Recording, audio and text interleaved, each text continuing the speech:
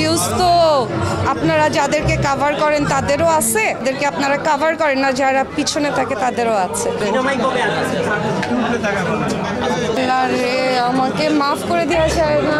আর বারবার বিয়ের কথা, আমার ট্রাস্ট ইস্যুস আছে, আমার সমস্যা আছে। আমারও তো বাবা মা আছে, আমি একটাই মেয়ে, তাদেরও অনেক কষ্ট লাগে। ভাই আমার কাছে গল্প ম্যাটার করে, ভিউজ না। যদি ভিউজ বলতে চান তাহলে ভিউজ তো আপনারা যাদেরকে কভার করেন তাদেরও আছে, আবার ভিউজ মনে করেন যাদেরকে আপনারা কভার করেন না যারা পিছনে থাকে তাদেরও আছে। সো ইট ডিপেন্ডস আসলে।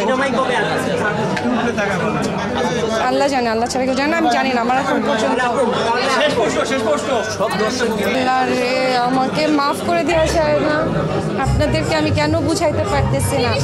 আমার ট্রাস্ট ইস্যুস আছে, আমার সমস্যা আছে, আমার প্রবলেম। আমি অন্য কাউকে দোষ দিচ্ছি না, আমার প্রবলেম। আমি কাউকে বিশ্বাস করতে আমার সমস্যা হয়, আমার প্রবলেম। এটা আপনারা এটাকে আর ঘোলাটে বানায়েন না। না আমি কারোর সাথে রিলেশনশিপে আছি, না কাউকে নিয়ে আমাকে জড়ায়েন না, এটা আপনাদের কাছে রিকোয়েস্ট। আর বারবার বিয়ের কথা আপনারা যখন কোয়েশ্চেন করেন, আলটিমেটলি আমারও তো বাবা মা আছে, আমি একটাই মেয়ে, তাদেরও অনেক কষ্ট লাগে। সো যারা আমাকে ভালোবাসেন, আল্লাহর ওয়াস্তে এই কথাটা আমাকে বলবেন না। যদি কখনো আল্লাহ তাআলা আমার কপালে বিয়ে লিখে রাখে, সেটা অবশ্যই আপনারা সবাই জানবেন, এবং তখন এরকম হট্টগোলা দাওয়াতে আপনাদের আসতে হবে না, এটা আমি কনফার্ম করলাম। বাকি আমাকে আর এই বিষয়টা, বিয়ের বিষয়, লিবাস, এগুলো নিয়ে আমি আসলে বলতে বলতে টায়ার্ড।